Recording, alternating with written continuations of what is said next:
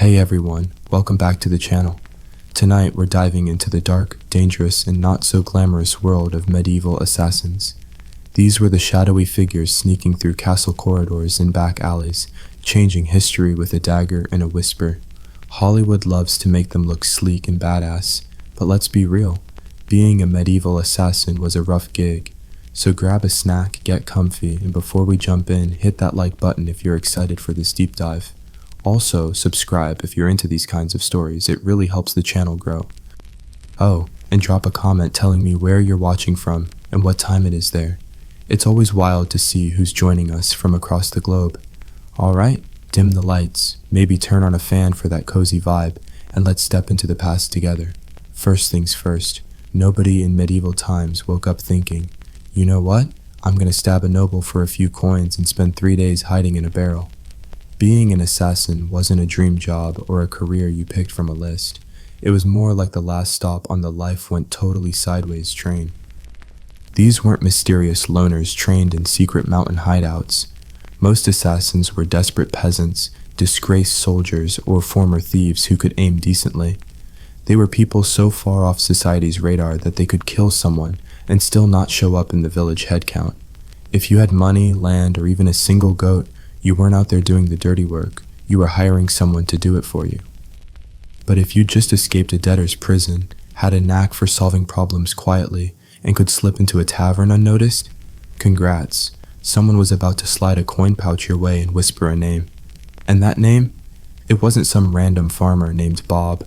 You were sent after big players' corrupt barons, bishops with too much gold, or lords with a dozen bodyguards and a moat. The pay sounded tempting, but the job was a nightmare. By the time you even considered it, you had nothing left to lose. No family, no future, and definitely no dental plan. Plus, there were zero job perks. No pension, no fame, no days off. You couldn't exactly put up a sign saying, "Silent eliminations, book now." You had to stay quiet, move fast, and never ever brag about your work over a pint at the inn. Oh yeah, I'm a traveling rug merchant. Those stains? Just die. Yeah, right. The truth is, nobody dreamed of being a medieval assassin. They ended up there because life chewed them up and spit them out holding a rusty dagger and wearing a hood. You weren't the hero, or even the villain, just a footnote that made everyone nervous. And chances are, you didn't live long enough to spend the coin you earned. Let's bust the first big myth right now. Medieval assassins weren't trained in candlelit monasteries with wise mentors and epic flute music. There was no training montage, no master giving you a pep talk. If you learned anything, it was because you didn't die the first few times you tried. Most assassins were amateurs with a decent sense of direction and the ability to climb quietly without sneezing. If you had some military experience, great, you probably knew how to hold a knife the right way. If not, well, stabbing someone isn't rocket science. But getting away with both kidneys intact, that took skill. Or, more often, just dumb luck. There were no guidebooks, no assassin guilds with welcome packets, no safety briefings. You didn't get lessons on spotting a body double or finding a noble's secret bedroom exit. You learned by hanging off a windowsill, praying you didn't just sneak into the servants' quarters again. Poison? That was pure trial and error. Mostly error. Sometimes it worked. Sometimes your target just got a headache and started eyeing their soup suspiciously. Worst case, you drank the wrong cup. There was no medieval poison control hotline, just you, some bad herbs, and a whole lot of hoping. If you were super lucky, you might have picked up a trick or two from thieves or mercenaries. Maybe an older assassin showed you how to walk on cobblestones without making noise. But mentoring was rare and short-lived. Assassins didn't retire, they vanished. Weapons training? Forget it. You weren't swinging a fancy broadsword. You had a stolen dagger, maybe a garrote if you were feeling fancy, and whatever else you could hide under your cloak without it jingling. You weren't a martial arts master, just a guy with rough hands, quiet steps, and an unhealthy obsession with dark alleys. Success didn't come from training. It came from surviving. You learned to kill by doing it fast, messy, and then disappearing before anyone could pin a sketch of your face on a church door. Your education was brutal, practical, and came with 0 diplomas, just bruises, blood stains, and the sinking feeling you were always on your own. So why did anyone become an assassin? One word, coin, cold, shiny, spendable coin. That's what got you into this mess. But here's the kicker. You rarely got paid what you were promised. When someone hired an assassin, they weren't looking for a long-term buddy. They wanted a one-time job, no receipts, and definitely no witnesses, including you. They'd dangle a pouch of silver, maybe pay half up front if they were feeling nice. But we'll pay the rest when it's done. That was code for after we make sure you didn't screw up, leave a trail, or survive long enough to talk. So you do the job, sneak through shadows, risk your life, maybe take out a baron in his sleep. It wasn't pretty or poetic. And when you came back for the rest of your pay, oh, sorry, the client's gone. Or worse, they'd try to kill you. A knife to the gut was way cheaper than a bonus. Even if you did get paid, it was never enough. Not for the risk, not for the blood, not for the 3 days you spent hiding in a haystack with fleas and a guilty conscience. You'd get a few coins, a quick nod, and a sharp, you were never here. And here's a fun twist. Some jobs were traps. Political setups where you'd be sent to kill a dangerous target, only to find out it was a decoy surrounded by guards. Congrats, you just walked into a sting operation, and your name's already on the gallows. Even when the job was legit, you couldn't exactly sue for breach of contract. Your Honor, Lord Edmund owes me for an assassination. Yeah, good luck with that. The only court you'd see was the one where you were the main exhibit. So you learned fast. Take what you could up front, trust no one, and never believe the greasy scribe who said this job would change your life. It probably would, by making it a whole lot shorter. Being an assassin meant living on broken promises and vanishing before they could break you. Alright, that's the start of our journey into the grim world of medieval assassins. We've got a lot more to cover gear, targets, disguises, and the sheer paranoia of it all. If you're loving this so far, smash that like button and let me know in the comments what you think. Where are you watching from? What's the vibe? I'll be back with part 2 as soon as you're ready. Just let me know. Hey, what's up everyone? Welcome back to the channel. If you're just joining us, we're deep in the gritty, not so cool world of medieval assassins. Last time, we talked about how these guys weren't slick Hollywood ninjas, but desperate folks stuck in a brutal job with zero benefits. If you missed it, go check out part 1, it sets the stage. And if you're loving this dive into history's shadows, hit that like button, subscribe, and drop a comment telling me where you're tuning in from and what time it is there. It's always awesome to see who's watching from around the world. Alright, grab a drink, get cozy, maybe turn on that fan for the vibes, and let's keep this journey going. So, you've taken the job, you've been lied to about the pay, you're probably gonna die. Now let's talk about the gear, or more accurately, the lack of it. Forget everything you've seen in fantasy novels or sneaky video games. There were no fancy retractable wrist blades, no smoke bombs, no enchanted daggers or crossbows that magically folded into your boot. Your toolkit was whatever you could steal, sharpen, or stuff under a tattered cloak without it making noise. If you were lucky, and I mean found a gold coin in a dead guy's shoe, lucky you had a decent dagger. Not some ornate dragon-shaped blade, just something sharp, hopefully rust-free, and ideally not still smelling like the last person you stabbed. Poison? Yeah, it existed, but it wasn't like dropping a perfect drip into a wine goblet. Medieval poisons were a gamble, made from sketchy plants, weird minerals, or like toad guts. Some worked fast, others took hours. Sometimes your target just puked for 2 days and got more paranoid about their stew. And if you messed up the dose, you might end up poisoning yourself. Ropes were handy. You could strangle someone, climb a wall, or tie something up. But you'd better know your knots, because nothing ruins the moment like muttering, "Wait, which loop goes where?" while wrestling a guard. Bows? Sure, they were effective, but good luck smuggling one through a palace while pretending to be a flower merchant. Most assassinations were up close and personal quick, quiet, and hopefully not so messy you'd slip in the aftermath. And backups? Nope. If your dagger broke, bent, or fell into a well, you were improvising. Maybe a slate roof tile, a rusty nail, or desperate times, a shoe buckle with some serious intent. You hid your tools in your boots, the hem of your cloak, or even inside a hollowed-out loaf of bread if you had to. Your weapon wasn't just your tool, it was your best friend, your boss, and your only shot at getting out alive. You didn't polish it, you prayed it wouldn't snap mid-job. Because in this line of work, you were expected to pull off miracles with a spoon and a whole lot of nerve. Now, let's talk about who you were sent to kill. Assassins didn't get hired to take out random drunks in alleys or Jeff the Candlemaker. Your targets were big deals, nobles, bishops, military officers, sometimes even royalty. And these people? They were hard to kill.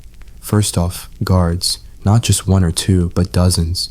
Armed, armored, and well-fed, they were everywhere. Front gates, back doors, or just standing around looking scary, daring you to sneeze wrong. You'd spend days memorizing their patrol routes, counting stairs, or figuring out which guard had asthma and needed a breather after climbing a tower. Then there were the walls. Castles weren't cute cottages. They had gatehouses, murder holes, and moats full of who knows what. If you didn't drown, you still had to dodge arrow slits and yet boiling oil. Your job description literally included may get flambéed for existing. Next, the staff, cooks, scribes, stable boys. They weren't just background noise. One weird glance from you, and they'd be whispering to the guard captain faster than you could say, "I'm just here to fix the plumbing." Assassins weren't just dodging swords, they were dodging medieval gossip, which traveled faster than light if it meant someone kept their head. And the target themselves? Paranoid as hell, and for good reason. These people were surrounded by scheming relatives, rivals, and fake friends.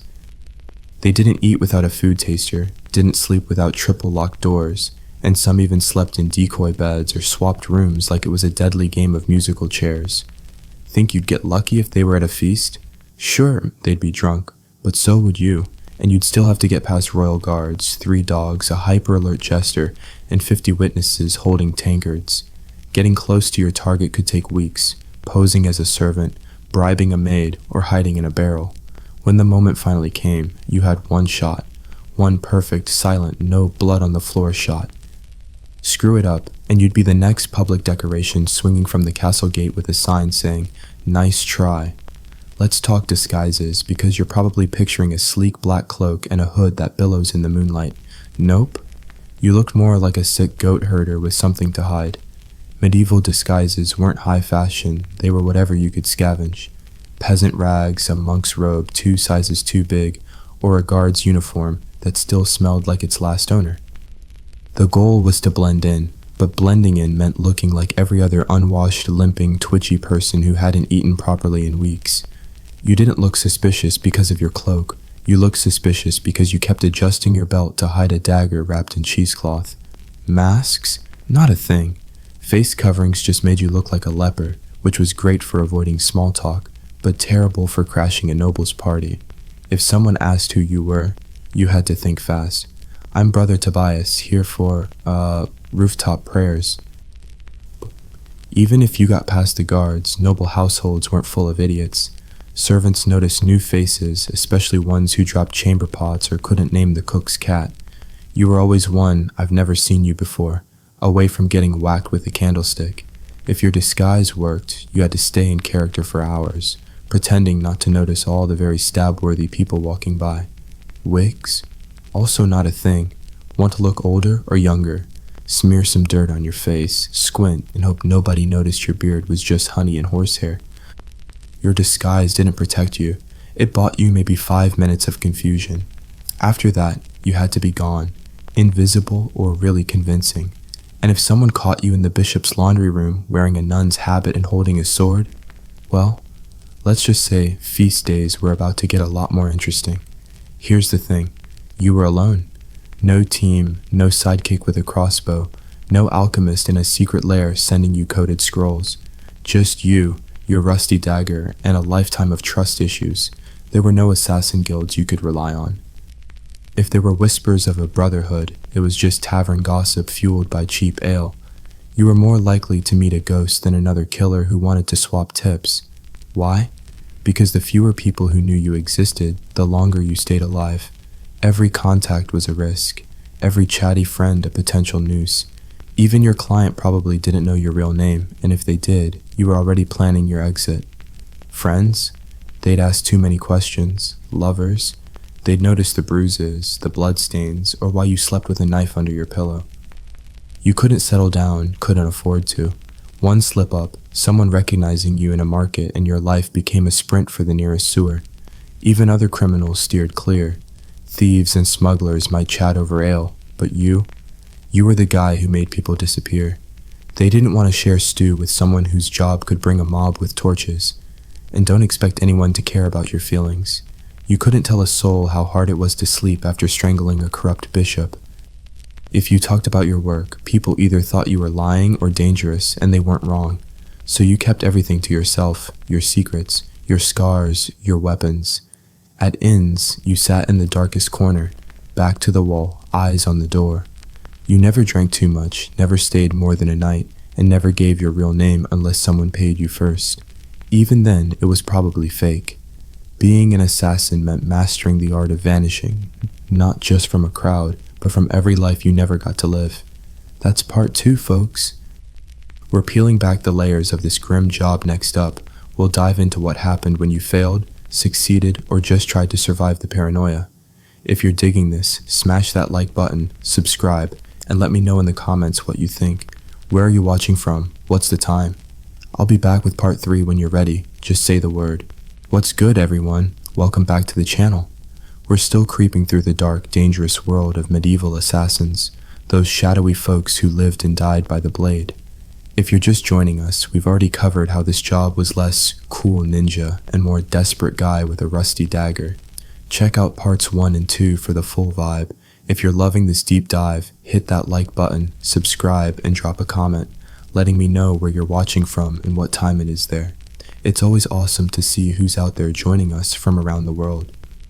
Alright, grab a snack, get comfy, maybe turn on that fan for the hum, and let's keep this grim journey going. So picture this. You've taken the job, you've got your sketchy gear, and you're sneaking through a castle to take out a big shot target. But then, it all goes wrong. Maybe the target turns around at the worst moment. Maybe they're with their kid, or maybe your hand shakes like a terrified squirrel, and you drop the knife. Guess what? You're done. Failure as a medieval assassin wasn't a, whoops, better luck next time. It was a one-way ticket to a very public, very painful death. Think ropes, fire, or some nasty iron contraption called the Bone Cracker's Delight. Yeah, they had names for those.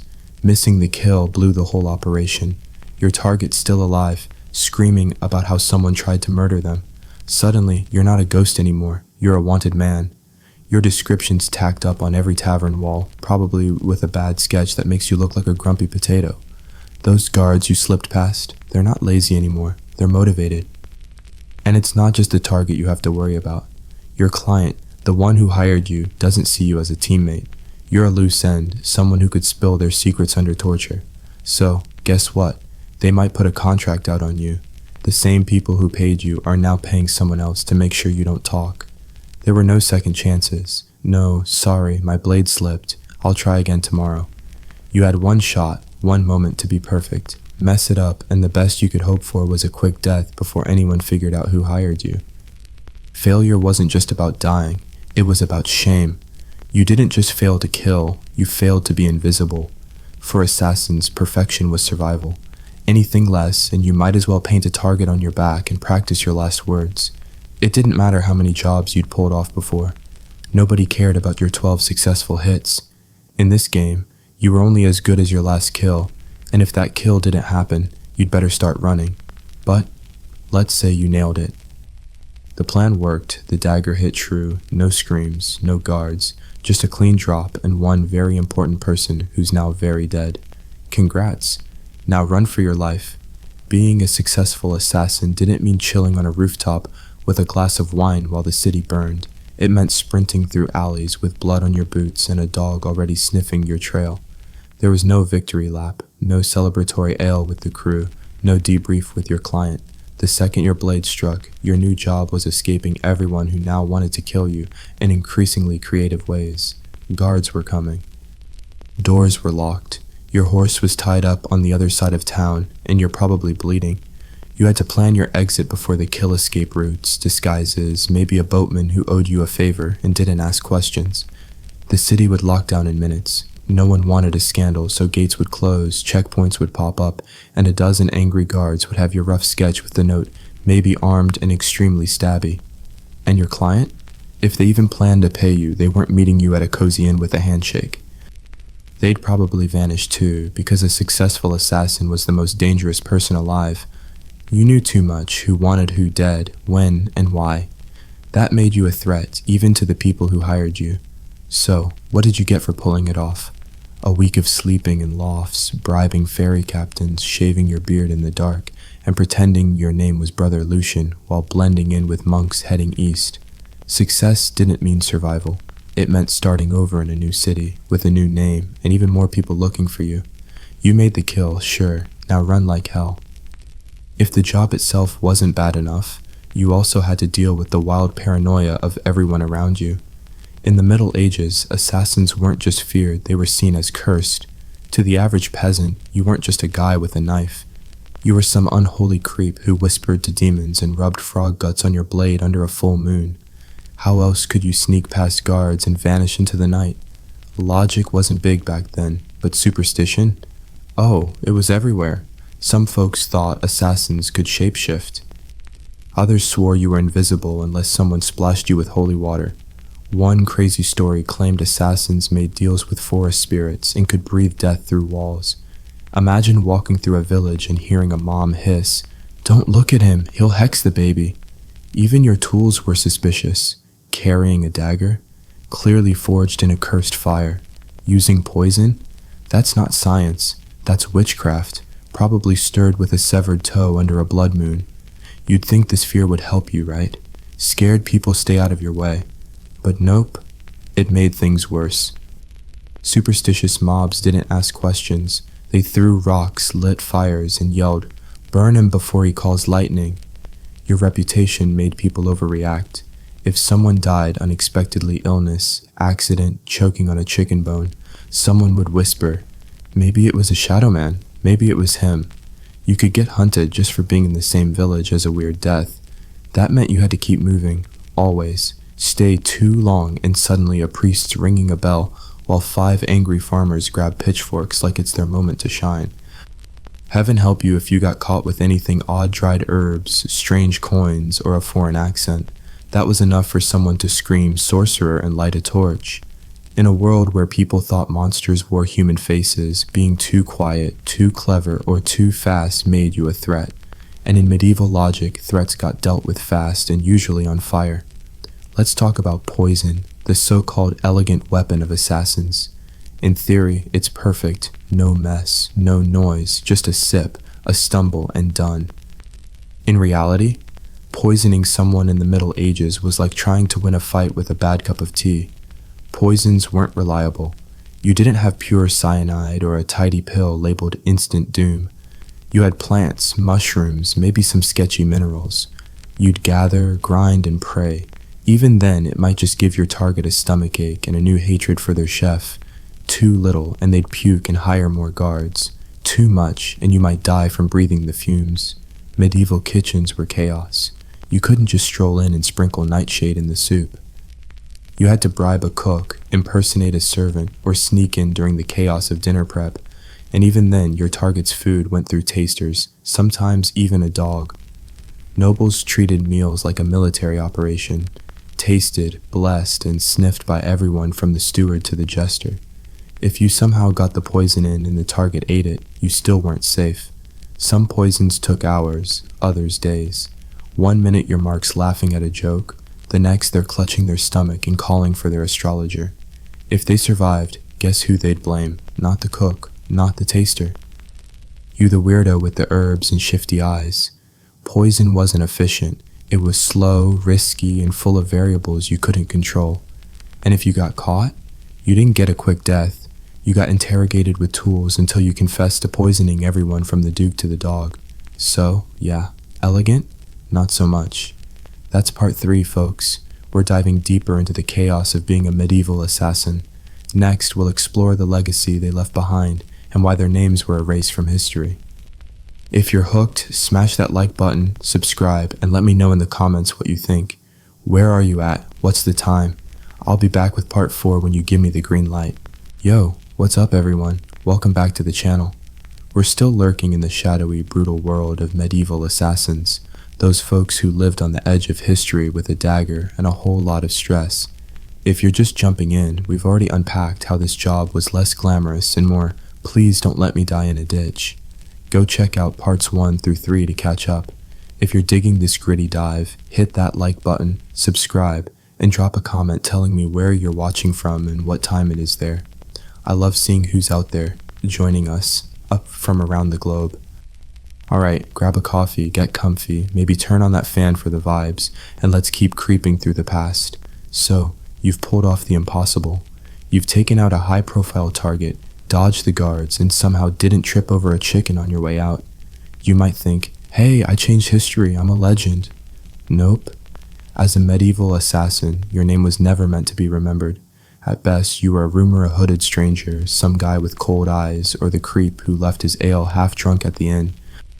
You could pull off the biggest hit of the century, and the official record would just call it a mysterious death. That was the point. Your client didn't want a story, they wanted deniability.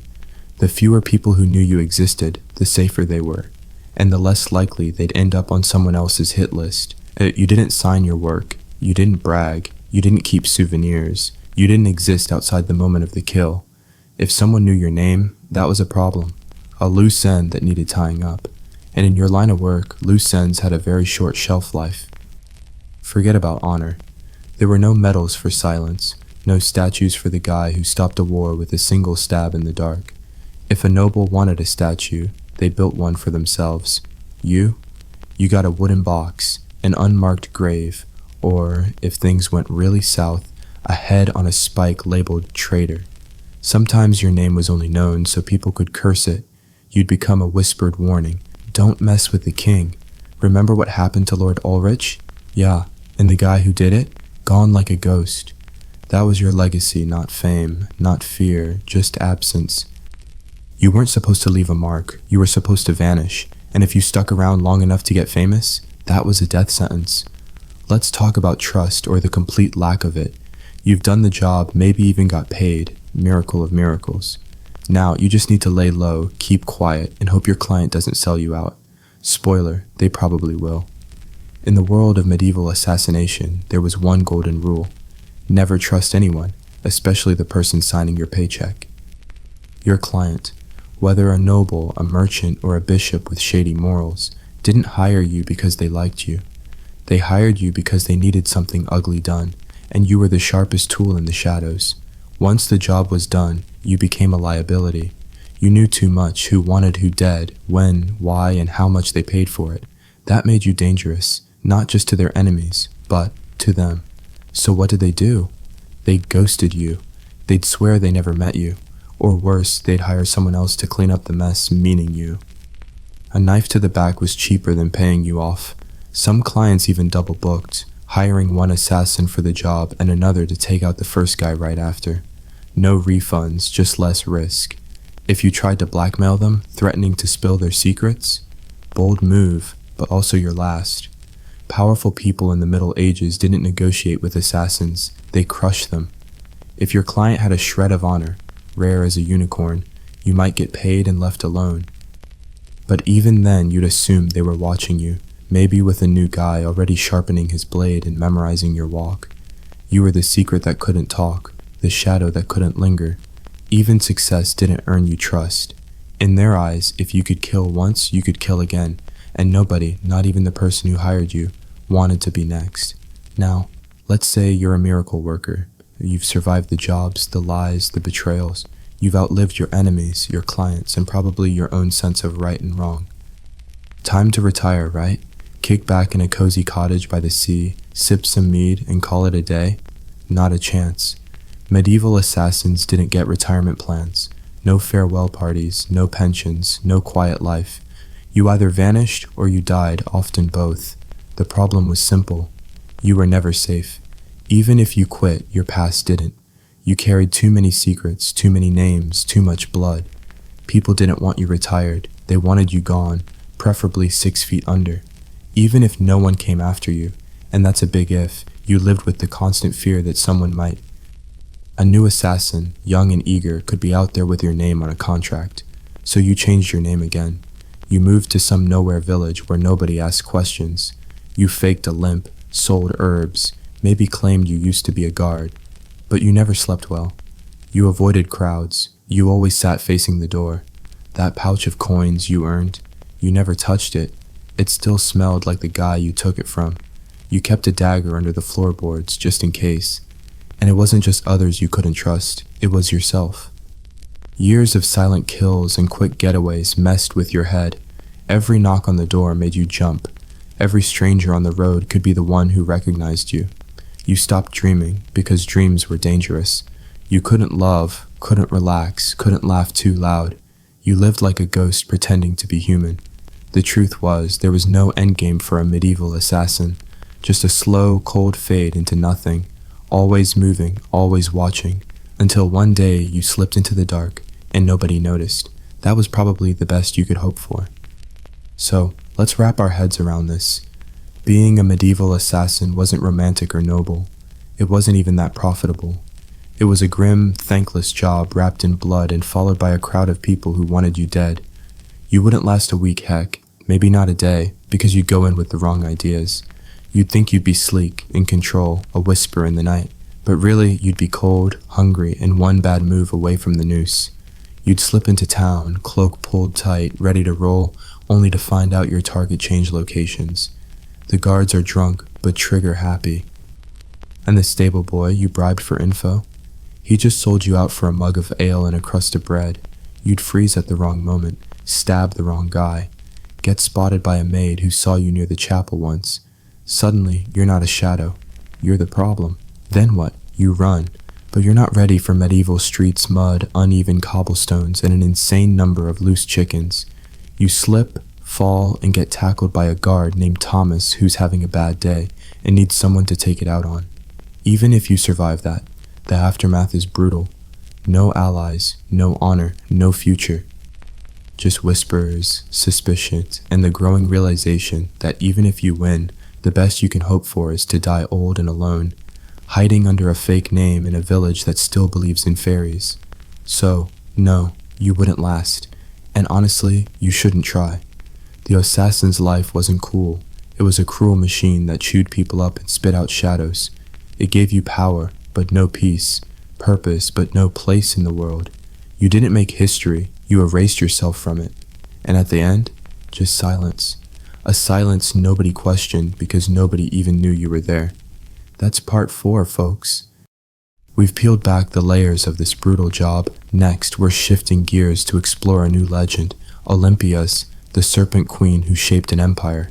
If you're hooked, smash that like button, subscribe, and let me know in the comments what you think. Where are you watching from? What's the time? I'll be back with part 5 when you're ready. Just give me the word. Ancient sources, written mostly by men who were both terrified and obsessed with her, say she kept sacred snakes in her bedroom, even letting them slither around her bed. Was that true, or just the kind of gossip powerful women attracted back then? We'll never know for sure, but the story stuck. To her allies, it made her seem divine. To her enemies, it made her dangerous. Her power didn't start on a battlefield or in a throne room. It began in the flickering torchlight, among priestesses and the curling bodies of serpents. She wasn't just a princess. She was a living oracle, touched by something ancient and untamed. So, when Philip II of Macedon, brutal, brilliant, and famously charming, showed up on the island of Samothrace for a religious ritual, he didn't just meet a pretty princess. He met a mystery he couldn't resist. Their marriage wasn't just a political deal. It was a clash of prophecy and ambition. And from the start, it was packed with omens. Some said lightning cracked the sky on their wedding night. Others claimed Olympias dreamed of a thunderbolt striking her womb. These stories became legend, but one thing's clear. Their union didn't just produce a child, it produced Alexander the Great, and Olympias was determined to shape his destiny from the moment he took his first breath. But let's be real. Her marriage to Philip wasn't a fairy tale. Philip, a king with ambition as big as his ego, married Olympias around 357 BCE when she was probably still a teenager. She wasn't naive, though. She saw in Philip a man whose drive matched hers, maybe even a divine partner for her spiritual path. But Macedon was no easy place to step into. It was a rough kingdom where kings got stabbed by cousins and brothers turned into enemies overnight. Olympias, the priestess from Epirus, walked in with her head high and her eyes already on the crown. Their marriage was rocky from day one. Philip wasn't exactly built for monogamy. He collected wives like trophies, each one a new alliance or power grab. Olympias, though, wasn't the type to sit quietly while her husband played the field. She held her own court, built her own alliances, and leaned hard into oracles and rituals to guide her path and maybe predict Philip's fate. Then came Alexander's birth, wrapped in cosmic drama. Legends say Olympias dreamed of a thunderbolt hitting her womb, with flames dancing around her unborn child without burning him. Philip supposedly saw himself sealing her womb with a lion's mark. Whether they believed these visions or made them up, they acted like Alexander was destined to rule the world, not just a kingdom. But even as their son was celebrated, the cracks in their marriage grew deeper. Olympias wasn't thrilled about Philip's other wives, especially his later Macedonian bride, Cleopatra Eurydice. Not that Cleopatra, but a local noblewoman whose family had deep roots in Macedon. This wasn't just a personal slight, it was a threat. Cleopatra's children would be seen as pure Macedonians, which could push Alexander out of the line for the throne. Olympia saw the palace for what it was, a battlefield, and she was ready to use every snake, dream, and whisper in her arsenal to make sure her son wasn't just remembered. He was crowned. By the time Alexander was a teenager, the Macedonian palace in Pella was a hotbed of tension. Think veiled insults, political schemes, and bitter rivalries. Olympias wasn't just fighting for influence, she was fighting for survival. She knew the court was full of snakes, but she was the one teaching them how to bite. Philip started pulling away, spending more time on campaigns, drinking harder, and listening to his Macedonian advisors. The final straw came when he married Cleopatra Eurydice, whose uncle Attalus was one of his top generals. To Olympias, this wasn't just betrayal, it was war. The wedding feast was a disaster. Attalus, probably drunk, mocked Olympias and Alexander, hinting that Alexander might not even be Philip's son. Maybe he was the child of a god, like Olympias claimed. It was meant as a jab, but Olympias leaned into it. Let them whisper about her son being divine, it made him untouchable. Alexander stormed out of the feast, and Olympias left Macedon entirely, heading back to Epirus. But this wasn't her giving up, it was strategy. In her homeland, she was still royalty. She could rally support, pull strings, and watch Philip's court rot from the inside. She didn't need to be there to be dangerous. Then came the shock. Philip was assassinated at his daughter's wedding, right as he was gearing up to invade Persia and crown himself emperor of the known world. The question on everyone's lips was, who did it? Was it Pausanias, the bodyguard who carried out the act? Court intrigue? Alexander himself? Or whisper it quietly, Olympias? Nobody could prove anything, but plenty believed she had a hand in it. Within days, Cleopatra Eurydice and her newborn child were dead, some say by Olympias' orders. The Serpent Queen was back, and nothing stood between her son and the throne. With Philip gone, Olympias didn't hesitate. While others scrambled in the chaos, she moved fast and fierce. First, Cleopatra Eurydice and her kid were eliminated. No mercy, no loose ends. Some say Olympias forced Cleopatra to hang herself after watching her baby die. Others claim the child was burned on a pyre. Whatever happened, it was brutal and sent a clear message. Nobody threatens Alexander's bloodline. Olympias wasn't just a mother, she was a queen engineering her son's rise. Alexander, bold and brilliant, was declared king without much pushback, thanks to Olympias' work behind the scenes. She knew which generals to intimidate, which nobles to charm, and which enemies to quietly remove. Alexander didn't always approve of her methods. He reportedly wasn't thrilled about the violence against Cleopatra's family, but he didn't stop it. Deep down, he knew what Olympias understood. Power demands blood. And in Macedon, bloodlines were both a blessing and a curse. That's part 5, folks.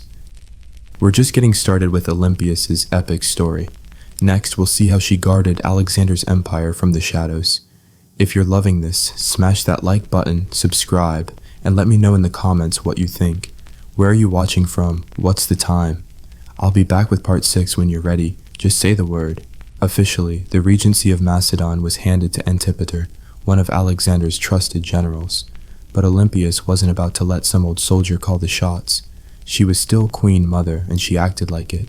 She wrote letters to Alexander constantly.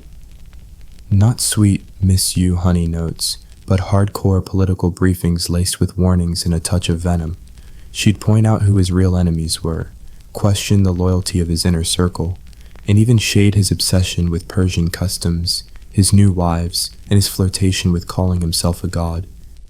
Nobody else dared talk to Alexander like that, but Olympias? She wasn't afraid to speak as his mom or as a priestess of divine will. And Alexander, thousands of miles away, read every word. Back in Macedon, Antipater was getting fed up. Olympias undermined him at every turn, using her status, her religious clout, and her family ties to stir up trouble. She had pull in Epirus, Thessaly, and among the Macedonian aristocracy. She could spread rumors faster than wildfire, and with Olympias, a whisper could be deadlier than a sword. Her letters to Alexander got more intense, painting Antipater as a power-hungry traitor, a second Philip ready to betray her son. Whether she genuinely believed it or just wanted to keep her grip tight, she kept pushing Alexander to deal with him. But Alexander hesitated. He needed Antipater to keep Greece stable while he was off fighting in Asia. So the tension between Olympias and Antipater grew into a full-on Cold War.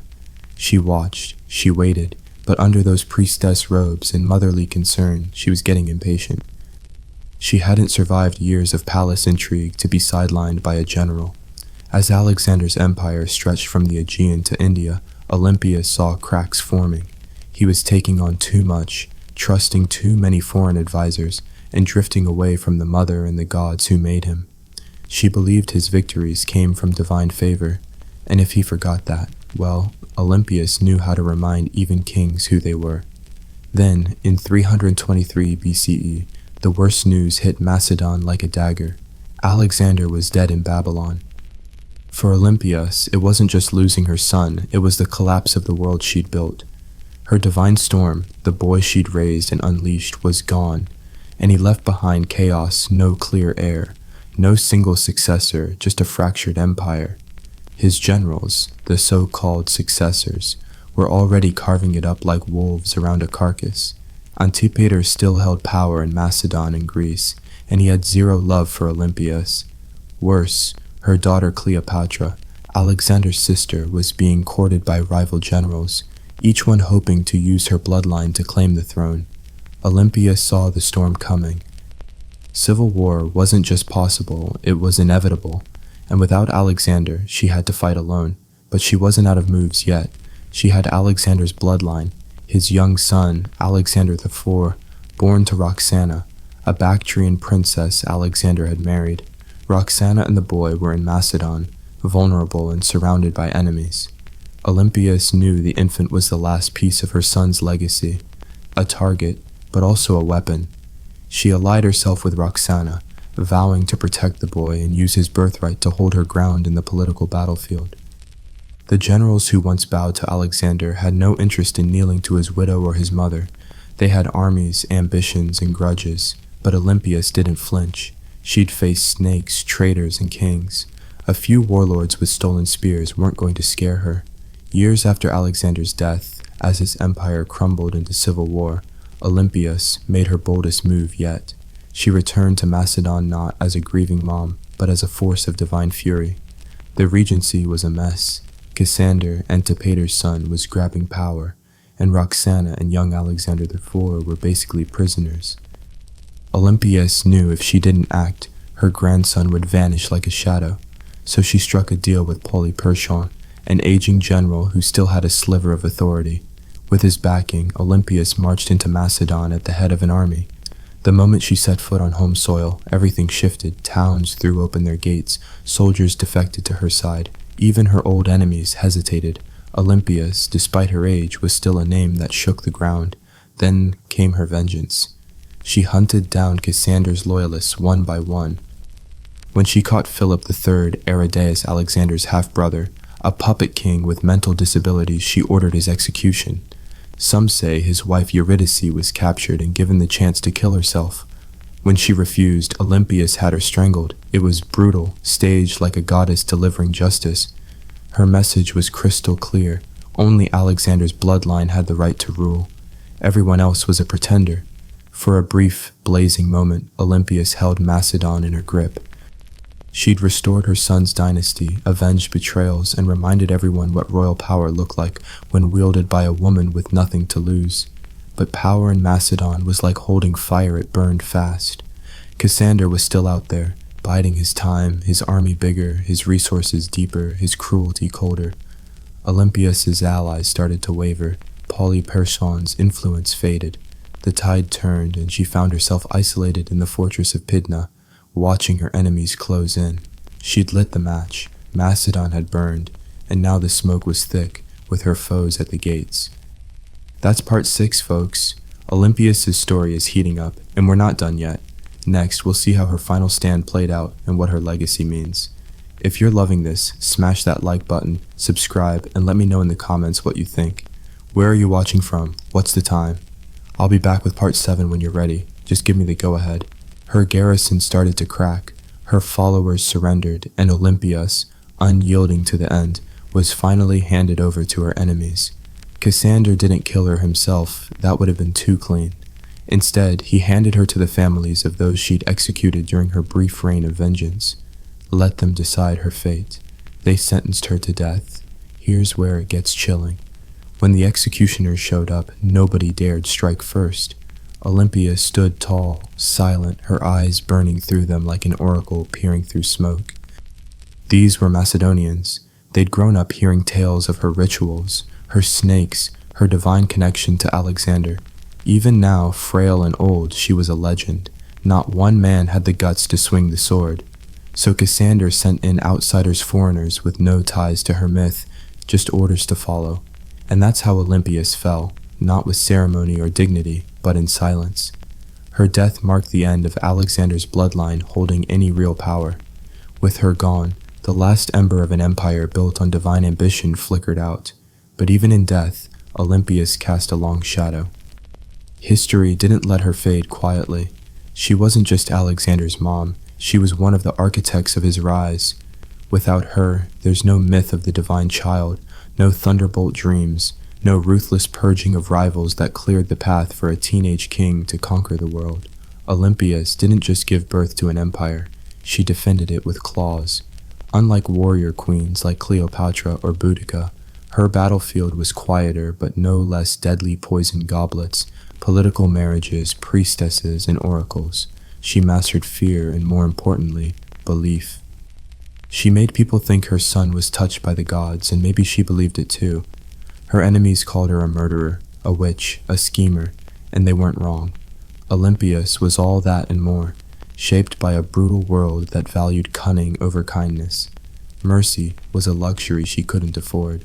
In the centuries that followed, she was both vilified and mythologized. Some saw her as a villain, others as a visionary, but nobody could call her irrelevant. She haunted Alexander's legacy like a phantom, always just behind the curtain. And maybe that's where she belonged, not as a tragic mother or a side note in a king's story, but as a legend in her own right, a woman who wrapped herself in prophecy, slept with snakes, and outlived gods. Olympias' bones are long gone, but her story lives on in every tale of ruthless queens, in every whisper of destiny forged in blood, in every empire built on myth. She's still there, coiled in the dark, waiting to strike. Alright, let's pivot to a new chapter in our journey through ancient history. We're heading to the sun-bleached island of Crete, to a place that feels more like a dream than reality. Knossos, the heart of the Minoan civilization, and the supposed inspiration for one of the most iconic myths ever, the Labyrinth of the Minotaur. This isn't just a ruin, it's a puzzle that's been messing with minds for thousands of years. So, let's set the stage. Knossos wasn't just a palace, it was a city under one roof, built around 1900 BCE and expanded over centuries.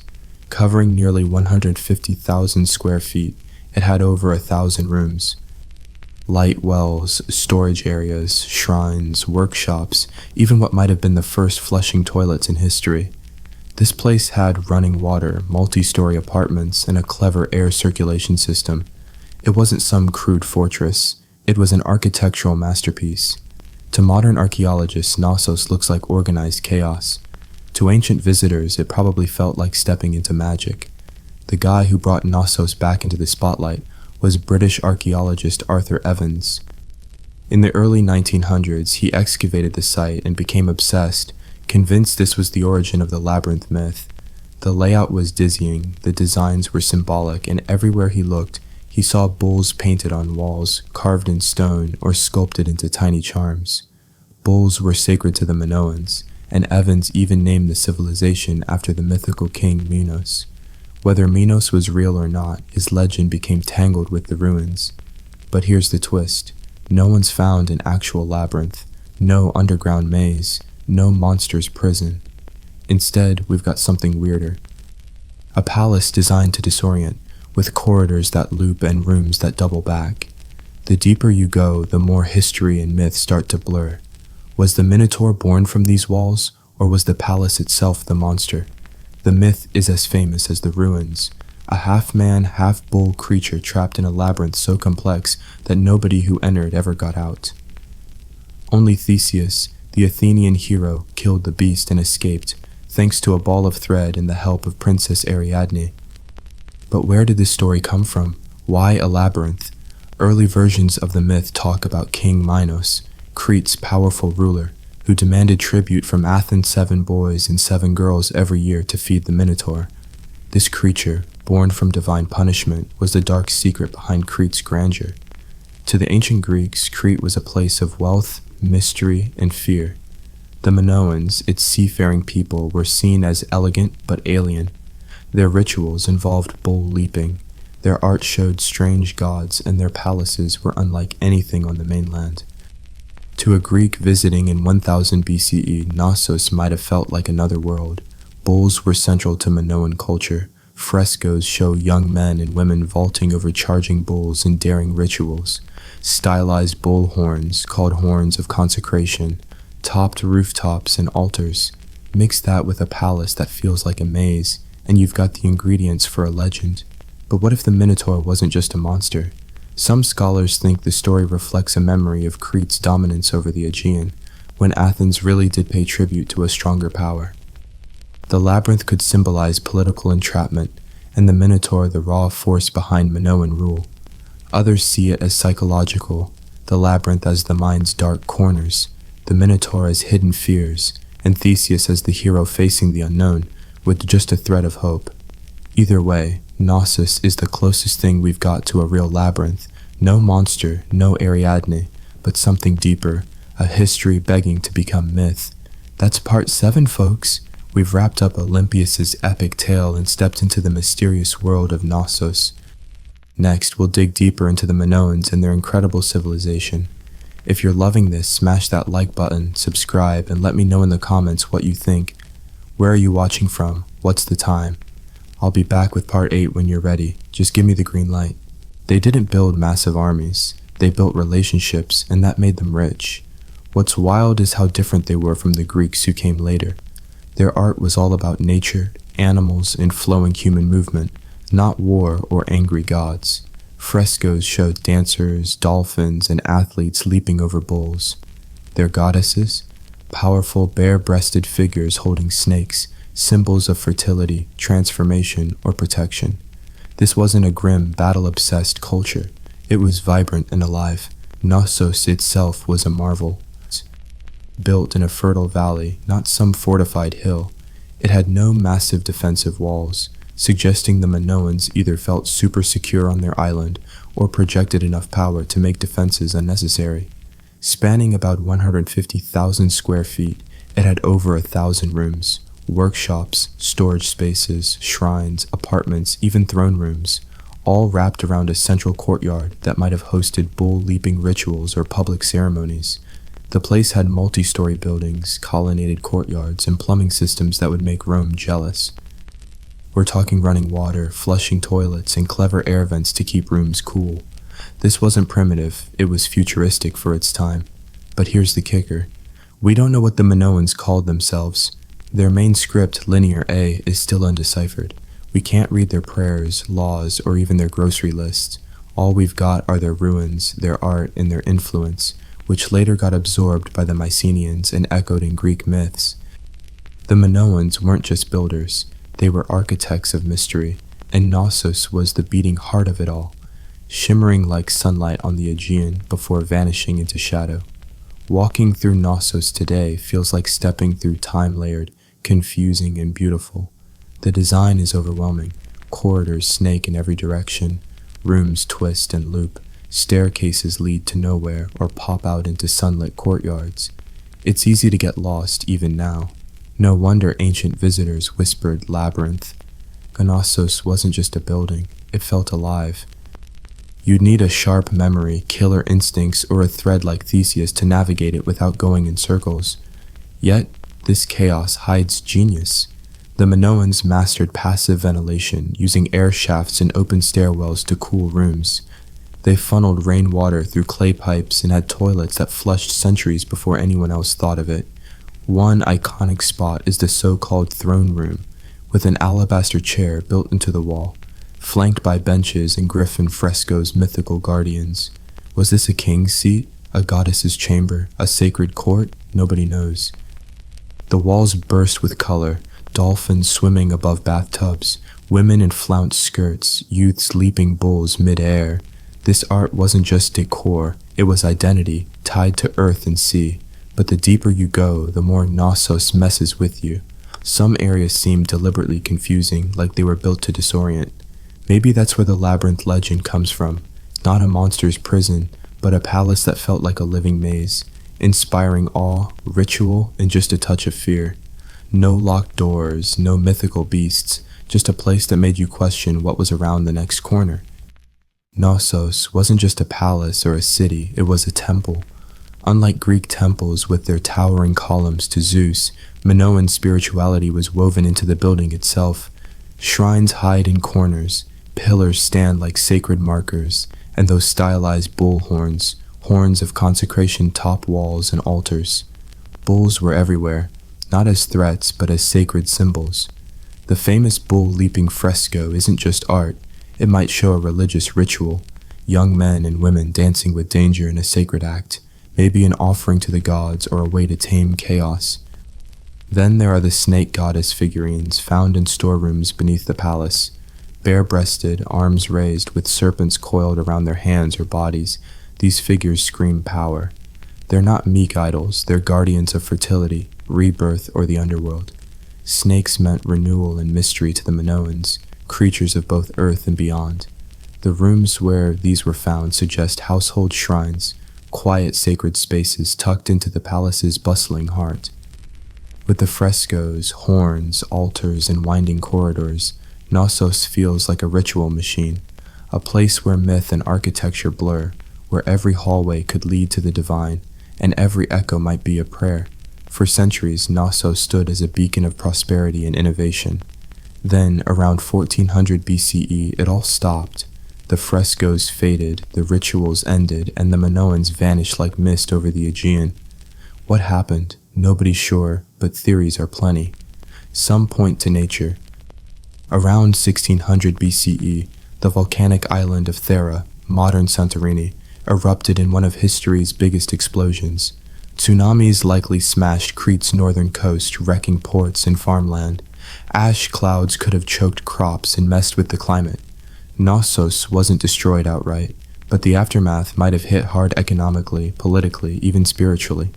Others looked to war. By 1450 BCE, the Mycenaeans, mainland Greeks, were rising.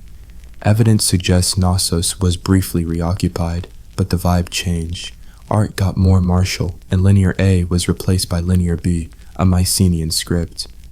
Some think the Mycenaeans took over gradually, first through trade, then influence, then rule.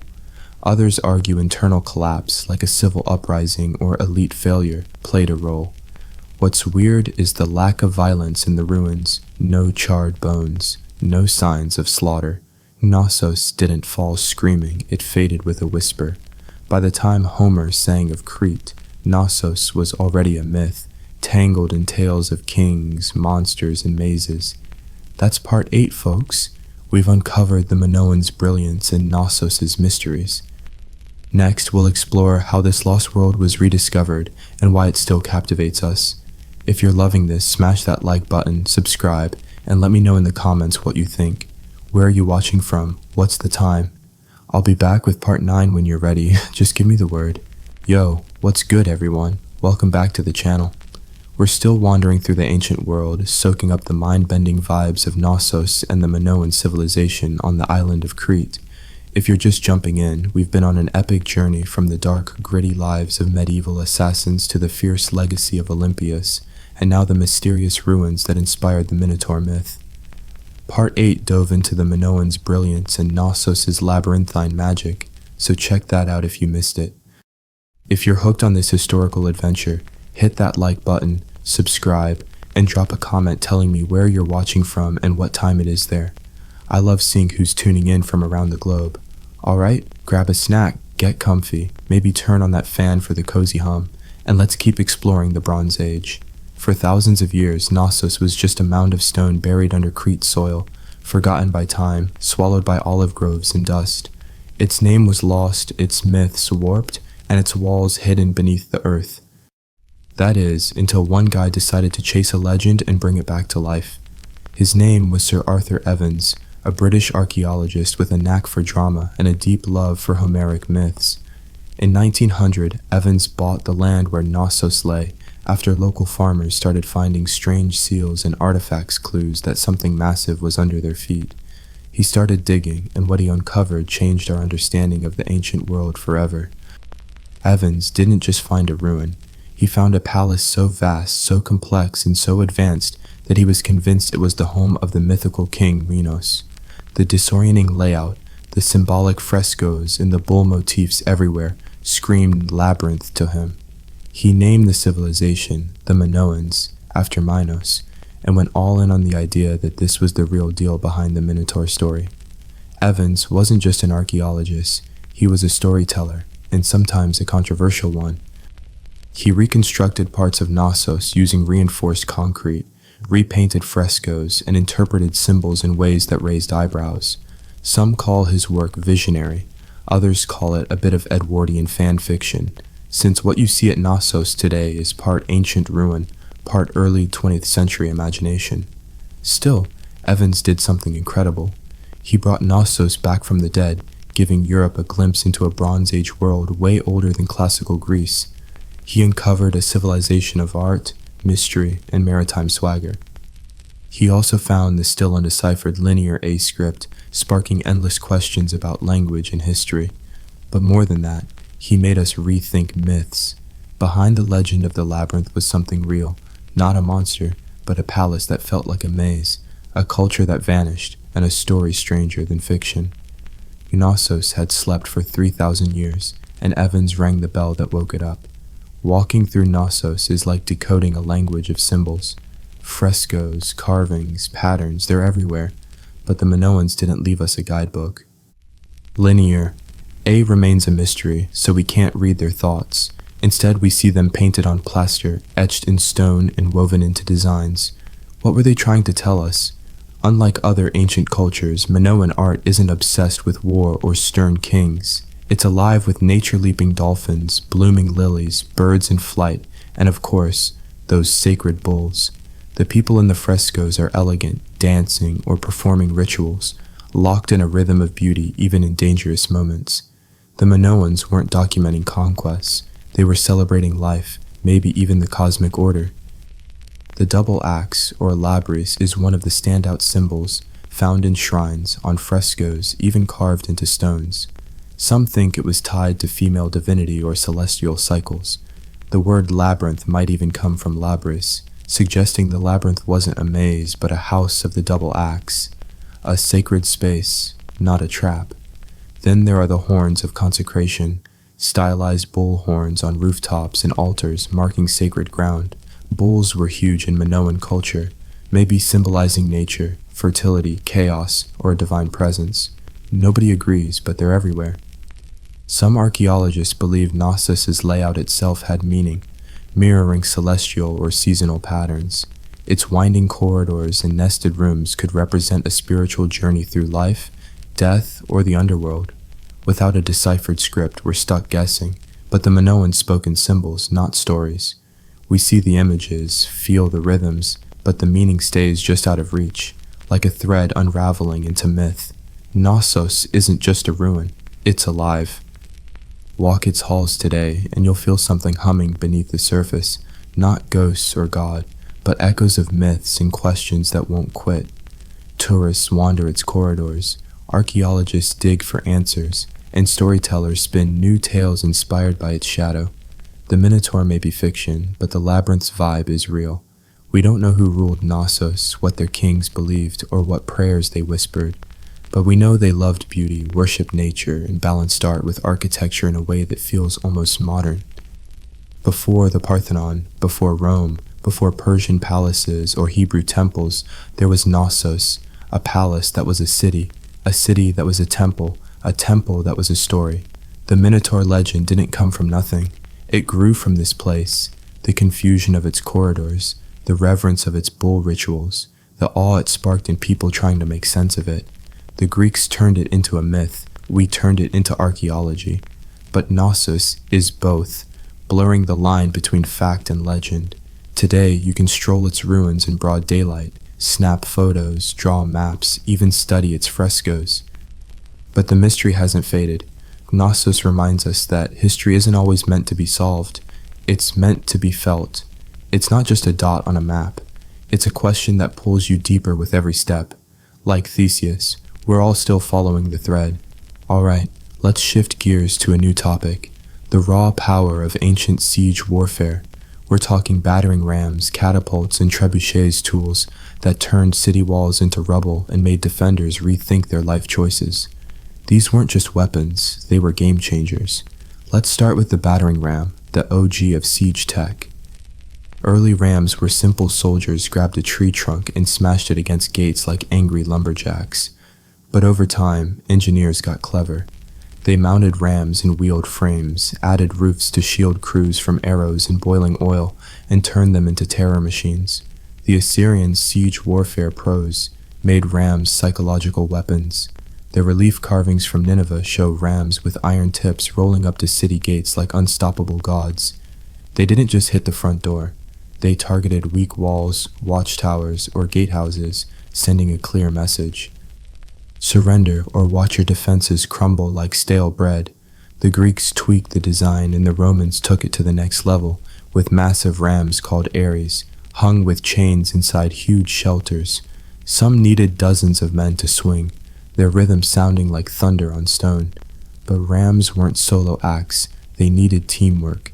Crews had to keep the ram moving while dodging fire, stones, and all sorts of nasty stuff from above. A stalled ram was a dead ram, but when it got going, nothing stopped it. Wooden muscle versus stone walls, ancient physics at its finest. That's part 9, folks. We've uncovered Knossos' rediscovery and started exploring the brutal art of siege warfare. Next, we'll dive deeper into catapults and the tactics that broke cities. If you're loving this, smash that like button, subscribe, and let me know in the comments what you think. Where are you watching from? What's the time? I'll be back with part 10 when you're ready. Just say the word. What's good, everyone? Welcome back to the channel. We're charging through the ancient world, and right now, we're in the thick of siege warfare, where walls crumbled and defenders learned the hard way that no fortress was safe. If you're just joining us, we've been on a wild ride, from the grim lives of medieval assassins to the fierce legacy of Olympias, the labyrinthine wonders of Knossos, and now the raw power of ancient war machines. Part 9 kicked off our siege warfare deep dive with battering rams, so check that out if you missed it. If you're loving this historical mayhem, hit that like button, subscribe, and drop a comment telling me where you're watching from and what time it is there. It's always awesome to see who's tuning in from around the globe. Alright, grab a drink, get comfy, maybe turn on that fan for the vibes, and let's keep the siege rolling. If the battering ram was the brute force of ancient warfare, the catapult was the brains lobbing destruction from a distance and freaking out defenders before the fight even got close. These were the first true artillery pieces in history, and they changed the game by turning physics into a weapon that felt almost magical to the enemy. Catapults showed up around the 4th century BCE in the Greek world, thanks to brilliant minds who wanted to hit harder and farther. Dionysius the Elder, a tyrant of Syracuse with a taste for cutting-edge chaos, commissioned the first torsion-powered catapults. These weren't giant slingshots. They were precise, terrifying instruments of war. The genius was in the mechanics. Engineers figured out that twisting ropes often made from animal sinew or hair could store massive energy. Release that tension and boom, stones, javelins, or flaming projectiles could fly hundreds of meters. Two main types evolved fast. The ballista, a giant crossbow that fired huge bolts, was great for sniping specific targets. The stone-throwing catapult, on the other hand, chucked boulders over walls or straight into fortifications. The Romans, who never met a Greek idea they couldn't upgrade, made catapults portable, breaking them down, carting them around, and rebuilding them on site like ancient IKEA kits. Some Roman catapults could hurl 60-pound stones at crazy speeds, smashing wooden gates, battlements, or unlucky soldiers caught in the wrong spot. But catapults weren't just about breaking stuff, they were about breaking minds. Ancient generals used them like psychological warfare. They'd launch severed heads over walls to rattle defenders or fling corpses to spread disease and panic. In one grim case, diseased bodies were lobbed into enemy territory as an early form of biological warfare. Catapults turned sieges into theater, where every shot sent a message: you're not safe, and we're not stopping. But they had downsides. They were heavy, needed skilled crews, and could be useless on rough terrain. Still, when set up right, they could pound a city into submission from a safe distance. For the first time, walls had to survive not just rams but the skies, because destruction was now airborne. Next up, let's talk about the king of medieval siege weapons, the trebuchet. If catapults were clever, trebuchets were majestic, towering, creaking, and downright terrifying. When one rolled onto the battlefield, it wasn't just a machine, it was a statement: your walls are toast. Unlike catapults, which used tension, trebuchets relied on gravity. Picture a long arm on a sturdy frame, with a heavy counterweight on one end and a sling on the other. Raise the weight, let it drop, and the arm whips around, launching the sling's payload in a high arc over enemy defenses. It was controlled chaos, precise, predictable, and devastating. Trebuchets trace back to early traction models in China around the 4th century BCE, where manpower pulled the arm instead of weights. But the counterweight trebuchet, the version that rewrote siege warfare in Europe and the Islamic world, popped up in the 12th century, likely via Byzantine or Muslim engineers. Once Europe got hold of it, the design spread like wildfire through castles and crusades. The power was unreal. A solid trebuchet could launch 300-pound stones over 300 meters, crashing into towers, pulverizing walls, or just cratering enemy morale. The arc was the real magic. Trebuchets could lob stuff over walls, hitting courtyards, barracks, or supply depots inside. And it wasn't just stones. Trebuchets threw everything: diseased animals, burning pitch, pots of lime to blind defenders, even taunting messages wrapped around rocks. One legendary story from the siege of Stirling Castle in Scotland talks about Warwolf, a trebuchet so massive the defenders tried to surrender before it fired. The king said, "Nah, I want to see this thing work," and tested it anyway. Brutal? Yup. Effective? Absolutely. But trebuchets weren't fast. They took hours to build, minutes to reload, and needed skilled engineers. Still, nothing matched their range, force, and sheer psychological terror. They were like a slow-motion hammer from the heavens, and when that counterweight dropped, cities held their breath. While catapults and trebuchets rained havoc from afar, siege towers took a bolder approach, rolling right up to the walls and dropping off invaders like an ancient Uber for warriors. Picture a wooden skyscraper on wheels, covered in wet hides to resist fire, packed with archers and spearmen.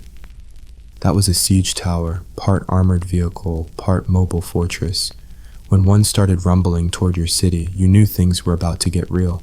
The Assyrians might have been among the first to use them in the 9th century BCE, but the Greeks and Hellenistic kingdoms turned them into spectacles. During the siege of Rhodes in 305 BCE, Macedonian general Demetrius built a 9-story beast called Hellepolis, the taker of cities. Over 100 feet tall, decked out with catapults and iron plates, it was pushed by thousands of soldiers. It also collapsed under its own weight, but the ambition was wild. Siege towers worked by neutralizing walls' height advantage. From the top, archers could rain arrows on defenders, while troops below stormed the battlements via a dropped gangplank. Walls only worked if you couldn't get over them. Siege towers said, "Hold my beer." But they weren't invincible. Slow and clunky, they were easy targets for fire arrows, boulders, or sabotaged terrain. Smart defenders dug ditches, flooded moats, or built extra inner walls to stop them. When they worked, though, they were chaos machines. Having your ramparts suddenly swarmed by enemy soldiers, that's a panic city. Siege towers turned a horizontal fight into a vertical brawl, making height both an asset and a liability. Once that gangplank hit the wall, it was hand-to-hand madness. That's part 10, folks. We're deep in the chaos of siege warfare, and there's more to come. Next, we'll dig into the sneaky art of tunneling and defenders' brutal tricks. If you're loving this, smash that like button, subscribe, and let me know in the comments what you think. Where are you watching from? What's the time? I'll be back with part 11 when you're ready. Just give me the go-ahead. What's up, everyone? Welcome back to the channel. We're still in the thick of ancient siege warfare, where cities fell, walls crumbled, and defenders learned that no fortress was truly safe. If you're just joining us, we've been on an epic journey through history, from the dark lives of medieval assassins to Olympias' ruthless legacy, the mind-bending ruins of Knossos, and now the brutal art of breaking cities. Part 10 covered catapults, trebuchets, and siege towers, so check that out if you missed it. If you're loving this chaotic dive, hit that like button, subscribe, and drop a comment telling me where you're watching from and what time it is there. I love seeing who's tuning in from around the globe. Alright, grab a snack, get comfy, maybe turn on that fan for the vibes, and let's keep the siege rolling. While trebuchets lobbed boulders and siege towers stormed the walls, some of the deadliest siege tactics happened quietly underground. We're talking about siege tunneling, or sapping, the creepy art of defeating a city by literally pulling the ground out from under it. The idea was simple but horrifying. Dig a tunnel beneath the enemy's wall, prop it up with wooden beams, then set those beams on fire. When the supports burned out, the tunnel collapsed, taking the wall's foundation with it. 1 minute, the city's standing tall. The next, a whole section of wall crumbles like a bad loaf of bread. It wasn't flashy, but it was a fortress killer. The Assyrians were early fans of tunneling, but the Greeks, Persians, and later medieval armies took it to another level. During the siege of Plataea in 429 BCE, the Spartans tried tunneling under the walls, only for the defenders to dig counter-tunnels and meet them head-on. Picture this, soldiers clawing through dirt in pitch-black tunnels, hundreds of feet underground, listening for enemy picks. When they heard digging, it was a race to intercept, often ending in knife fights by torchlight, swinging shovels and daggers in claustrophobic chaos. No glory, just dirt, sweat, and terror. This defensive move was called countermining, and it turned sieges into underground nightmares. When tunneling worked, though, it was devastating. Take the siege of Rochester Castle in England in 1215. King John's forces dug under the southern wall, packed the tunnel with pig fat, and lit it up. The supports collapsed and the entire tower above came crashing down. The defenders were stunned, and soon after, they surrendered. By the 13th century, siege engineers were like ancient geologists, studying soil, spotting weak foundations, and planning collapses with scary precision. Tunneling took time, labor, and a touch of madness, but it proved one thing. If you couldn't go over or through a wall, you could always take it down from below. But sieges weren't just about the attacker's toys. Defenders had their own tricks, and they were nasty. Let's start with the scariest, Greek fire. This Byzantine secret weapon, developed around the 7th century CE, was like ancient napalm. It stuck to ships, walls, even flesh, and kept burning on water. Sprayed from siphons or hurled in clay pots, it turned battles into fiery chaos. Nobody knows exactly how it was made. The recipe died with the Byzantine Empire, but its effects were legendary. Entire fleets could burn to skeletons in minutes. Talk about a bad day. For less high-tech defenses, boiling liquids were the go-to. Defenders poured boiling water, oil, or even sand through murder holes, those charming openings in gatehouse ceilings, right onto invaders below. Boiling oil was especially brutal. Unlike water, it clung to skin, seeping into armor and clothes before being set alight. Imagine climbing a siege ladder only to get hit with fire you couldn't shake off. Hot sand was sneakier, but just as vicious. It slipped into armor gaps like around the neck or wrists, cooking flesh with second and third degree burns. It didn't look dramatic from afar, but it turned tough warriors into screaming wrecks in seconds. Gravity was another defender's best friend. Giant stones, logs, or even dead animals were dropped from parapets onto siege engines or packed troop formations. The goal wasn't just to kill it, was to smash machines and morale. Then there were traps, hidden pits, collapsing bridges, spiked barricades. Castles were like deadly mazes designed to slow, confuse, and punish attackers. All these tricks had one purpose: delay. Every minute a wall held bought time for enemy supplies to run low, disease to spread in their camps, or reinforcements to show up. Sieges were a game of attrition, and defenders played it with creativity and a whole lot of rage. But here's the real kicker. Siege warfare wasn't just about destruction.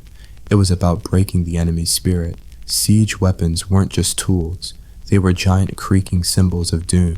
Every groaning wheel of a siege tower, every boulder arcing from a trebuchet was meant to scream one thing: "You're not safe." Ancient commanders knew this and leaned into it. The Assyrians paraded their siege engines like a flex, dragging them across deserts with fanfare.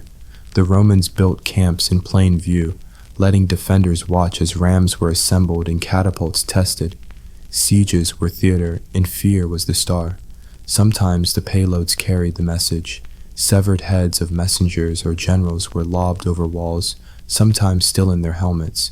At the siege of Constantinople, defenders faced not just rocks but corpses flung to spread plague and panic. During the Mongol siege of Kaffa in 1346, plague-infected bodies were reportedly launched, possibly sparking the Black Death in Europe. Trebuchets weren't just weapons, they were announcements.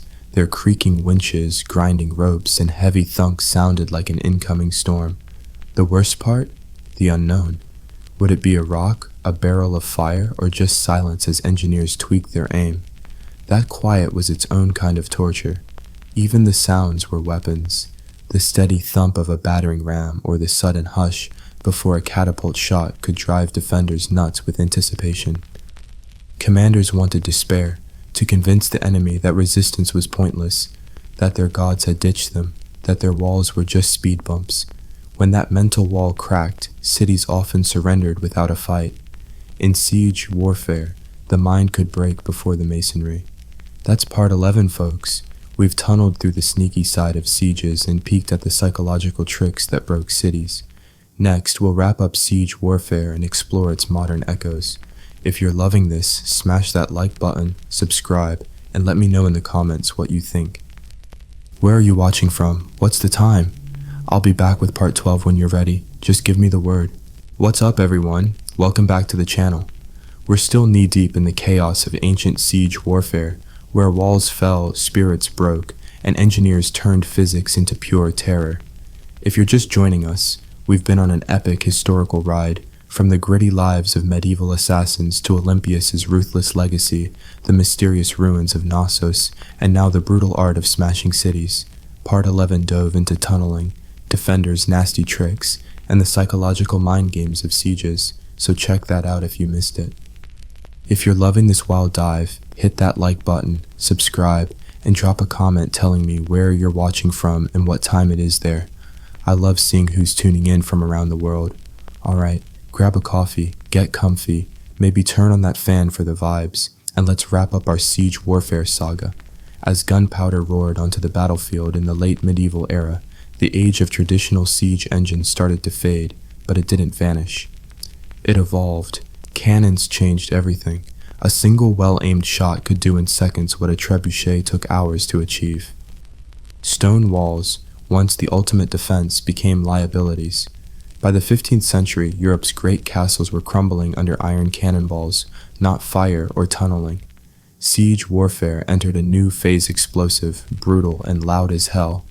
But the core ideas behind those ancient machines never died. They just got a high-tech makeover. Modern artillery owes a huge debt to catapults and trebuchets. Every ballistic missile or long-range howitzer is a descendant of the same question. How do you break the unbreakable from a distance? The physics of trajectory, tension, and force were figured out centuries before gunpowder showed up. Even military psychology, think shock and awe, or overwhelming firepower, has roots in ancient sieges. Those towering siege engines rolling forward with flags snapping in the wind. That was the original shock and awe, designed to crush spirits as much as walls. You can still see the legacy of siege warfare in ancient ruins. At Macedon, Roman siege ramps scar the desert. At Constantinople, layered walls stood for 1,000 years against every machine imaginable until cannons finally brought them down. Across Europe, castles with round towers and angled bastions tell a story of constant redesign to survive the next siege. And today, even in a world of drones and satellite-guided missiles, siege warfare hasn't disappeared. It's just gone digital.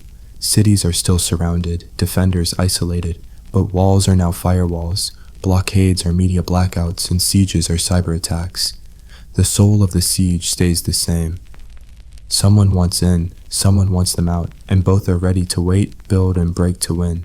Battering rams and trebuchets are museum pieces now, but their spirit is as alive as ever. Alright, let's pivot to something new. Revisiting the world of medieval assassins, but this time, let's imagine you trying to survive as one. Spoiler, it's not as cool as it sounds. You'd probably picture yourself as a sleek shadow, cloaked in black, slipping through castles like a ghost. But the reality? You'd be cold, hungry, and one bad move away from a noose. You'd roll into town, cloak pulled tight, ready to take on the job, only to find out your target's moved, the guards are trigger-happy drunks, and the kid you paid for info just sold you out for a loaf of bread. You'd freeze at the worst moment, stab the wrong guy, or get spotted by a maid who swears she saw you near the chapel last week. Suddenly, you're not a shadow. You're the problem. You'd try to run, but medieval streets are a nightmare. Mud, uneven cobblestones, and way too many loose chickens. You'd slip, fall, and get tackled by a guard named Thomas who's mad about his recent breakup and takes it out on you. Even if you escape, the aftermath is grim. No allies, no honor, just whispers and the sinking feeling that even if you succeed, you're doomed to die alone, hiding under a fake name in a village that believes in fairies. So, yeah, you wouldn't last, and honestly, you shouldn't try. The assassin's life wasn't a power fantasy. It was a cruel trap that chewed up desperate people and spit out shadows. It offered power without peace, purpose without a place in the world. You didn't shape history, you erased yourself from it. The only thing waiting at the end was silence, and nobody cared because nobody knew you were there. Now, let's circle back to Olympias for a quick reflection. Her story wasn't just about a queen mother. It was about wielding power in a world that didn't want women to have it. She used prophecy, rituals, and sheer willpower to carve out a legacy. But like assassins, she lived on the edge of trust and betrayal. Her enemies feared her, her allies used her, and even her son Alexander kept her at arm's length. Yet, she shaped an empire, proving that power doesn't always need a throne, just a vision and the guts to back it up. Knossos, too, ties into this theme of mystery and power. Its labyrinthine design wasn't just architecture, it was a statement, a place that controlled how people moved, thought, and felt. Like Olympias' rituals or an assassin's silent kills, Knossos used its complexity to wield influence, leaving us with more questions than answers. These stories, assassins, queens, and lost palaces, show how history isn't just about battles or kings. It's about the shadows, the whispers, and the people who shape the world without ever getting credit. So, what's the takeaway? Whether you're a dagger-wielding assassin, a serpent-wielding queen, or a Minoan architect, power comes at a cost. For assassins, it was their lives. For Olympias, it was trust and peace. For the Minoans, it was their entire civilization, lost to time. But their stories endure, not because they won, but because they dared to play the game. They remind us that history isn't clean. It's messy, brutal, and full of people fighting to be remembered, even if it means vanishing in the process. That's part 12, folks. We've wrapped up siege warfare and tied our themes together, but there's more to explore. Next, we'll revisit some of these ideas with fresh angles. If you're loving this, smash that like button, subscribe, and let me know in the comments what you think. Where are you watching from? What's the time? I'll be back with part 13 when you're ready. Just give me the word. What's good, everyone? Welcome back to the channel. We're weaving through the wild tapestry of ancient history, connecting the dots between shadowy assassins, fierce queens, and mysterious ruins. If you're just jumping in, we've covered a ton, from the brutal grind of medieval assassins to Olympias' serpent-powered legacy, the labyrinthine magic of Knossos, and the earth-shaking chaos of siege warfare. Part 12 wrapped up sieges and tied some themes together, so check that out if you missed it. If you're hooked on this historical ride, hit that like button, subscribe, and drop a comment telling me where you're watching from and what time it is there. I love seeing who's tuning in from around the world. Alright, grab a snack, get comfy, maybe turn on that fan for the cozy vibes, and let's dive back in. Let's start by pulling on the threads that connect our stories. Medieval assassins, Olympias, and the Minoans of Knossos might seem worlds apart, but they're bound by a common truth. Power is a dangerous game, and those who play it often end up erased, forgotten, or mythologized. Assassins slunk through shadows, changing history with a blade but leaving no name behind. Olympia shaped an empire through prophecy and blood, yet her legacy is tangled in whispers of witchcraft. Knossos, a marvel of the Bronze Age, vanished into myth, its people reduced to a monster in a maze. All three show us how history remembers the bold, not always with glory, but with stories that refuse to die. Think about the assassin's life for a second. You're out there, risking everything for a pouch of coins, knowing your client might stab you in the back, literally. Trust was a luxury you couldn't afford. Every job was a gamble, every step a dance with death. You didn't get statues or songs, you got silence, maybe a noose if you slipped up. But your work rippled through history, kings fell, wars started or stopped, all because of your quiet kill. It's like you were the invisible hand of fate, but nobody cared about the hand, only the result. Now, compare that to Olympias. She wasn't sneaking through alleys with a dagger, but she was just as much a shadow player. Her weapons were rituals, alliances, and a knack for making people believe her son was divine. Like an assassin, she couldn't trust anyone, not her husband Philip, not her son's generals, not even the court she helped build. She played a high-stakes game, eliminating rivals like Cleopatra Eurydice with ruthless precision, all to secure Alexander's throne. But even when she won, she was painted as a villain, a witch, a meddling mom. Her name survived, but twisted, much like the assassin's whispered rumors. Both were power brokers who paid the price of obscurity or infamy. Then there's Knossos, a place that feels like it was built to be a myth. Its winding corridors and bull frescoes weren't just architecture, they were a statement of control, a way to shape how people moved and thought. Like an assassin's silent strike or Olympias' divine theatrics, Knossos used mystery to wield power. The Minoans didn't need armies. Their wealth, art, and labyrinthine palaces projected dominance. But when their world collapsed, whether from volcanoes, invaders, or internal strife, they didn't get a grand exit. They faded, their story warped into the Minotaur's maze. Like assassins and Olympias, they shaped history, but were swallowed by it. What's the common thread? All three lived on the edge of visibility, wielding power through stealth, spectacle, or symbol. Assassins used blades, Olympias used prophecy, Knossos used design. But none of them got to write their own ending. History decided their legacy, and it wasn't kind. It turned them into shadows, serpents, or monsters, leaving us to piece together the truth from fragments. Let's zoom in on that idea of erasure. Assassins were built to disappear. You didn't sign your kills or brag at the tavern. Your job was to vanish. If your name got out, you were as good as dead.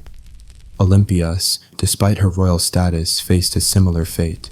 Her enemies smeared her as a manipulator, and even her allies kept her at arm's length. When she fell at Pydna, her death was quiet, stripped of the grandeur she'd earned. Knossos? Its people left no readable records, no clear names. Their linear A script mocks us undeciphered, ensuring their voices stay silent. All three were erased not by accident, but by the nature of their power. To wield it, they had to risk becoming nothing. But here's the flip side. Erasure doesn't mean forgotten. Assassins live on in rumors of shadowy killers. Olympias haunts history as the Serpent Queen, her story too bold to ignore. Knossos endures as the Labyrinth, a myth that still draws tourists and dreamers. Their power cost them their names, but it gave them immortality, not the kind with statues, but the kind that sparks questions. Who were they? What did they want? Why do their stories still grab us? Let's bring it back to siege warfare for a moment, because it fits this theme too. Those massive machines, rams, catapults, trebuchets were built to destroy, but they also vanished. Cannons replaced them, yet their legacy lives in every modern missile, every strategy of shock and awe. Like assassins, they were tools of change, used and discarded. Like Olympias, they shaped outcomes but got no credit. Like Knossos, they left echoes, ruins, scars, stories that hint at their power. Siege warfare, at its core, was about breaking barriers, physical and mental, just as our other stories broke barriers of trust, tradition, or time. So, what can we learn from all this? Power, whether it's a dagger in the dark, a queen's prophecy, a palace's maze, or a trebuchet's arc, always comes with a catch. It demands sacrifice in your name, your safety, your story, but it also leaves a mark, even if it's not the one you wanted. Assassins changed history, but died unknown. Olympias crowned an empire, but fell as a villain. Knossos built a marvel, but became a myth. Siege engines toppled cities, but rusted away. Yet here we are, thousands of years later, still talking about them. That's the paradox of power. It destroys you, but it makes you eternal. Alright, let's set the stage for what's next. We've explored the shadows of assassins, the fire of Olympias, the mystery of Knossos, and the thunder of sieges. Each story shows us a different face of history, not the clean, heroic version, but the messy human one. In our final parts, we'll dig into how these themes ripple into the modern world and why they still matter. We might even revisit some of these stories with fresh eyes, looking at what they tell us about ambition, survival, and the stories we tell ourselves. That's part 13, folks. We're tying together the big ideas and gearing up for the home stretch. If you're loving this, smash that like button, subscribe, and let me know in the comments what you think. Where are you watching from? What's the time? I'll be back with part 14 when you're ready. Just give me the word. What's up, everyone? Welcome back to the channel. We're nearing the end of our epic journey through the wild, messy corners of ancient history, where assassins, queens, labyrinths, and siege engines showed us the raw side of power. If you're just joining us, we've covered a ton, from the brutal grind of medieval assassins to Olympias' serpent-fueled legacy, the mysterious maze of Knossos, and the earth-shaking chaos of siege warfare. Part 13 tied these stories together, so check that out if you missed it. If you're hooked on this historical ride, hit that like button, subscribe, and drop a comment telling me where you're watching from and what time it is there. I love seeing who's tuning in from around the world. Alright, grab a coffee, get comfy, maybe turn on that fan for the cozy vibes, and let's dive into how these ancient tales echo in our modern world. So, we've spent a lot of time in the past, but what do medieval assassins, Olympias, Knossos, and siege warfare have to do with today? More than you might think. These stories aren't just dusty history, they're mirrors reflecting how power, ambition, and survival still work. Let's break it down, starting with those shadowy assassins.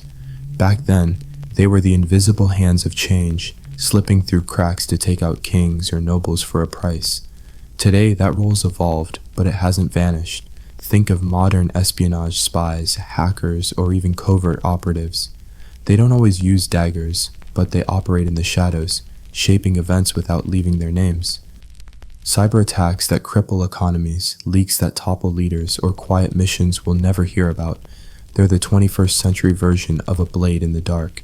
Like medieval assassins, these modern players live with zero trust. Every ally could be a double agent, every job a trap. They don't get statues or parades, just results or consequences. And just like back then, their work sparks myths. We're fascinated by spies and hackers, turning them into movie heroes or villains, but the reality's grim. No glory, no safety, just a life of vanishing before the noose or the headlines catches up. The assassin's paradox still holds: wield power, but pay with your identity. Now, let's look at Olympias. She was a master of soft power, using prophecy, charisma, and fear to shape an empire. Her story feels oddly modern when you think about influential figures today, politicians, activists, or even social media moguls who don't need swords but command armies of followers with words and images. Olympias knew how to craft a narrative, making people believe her son was divine.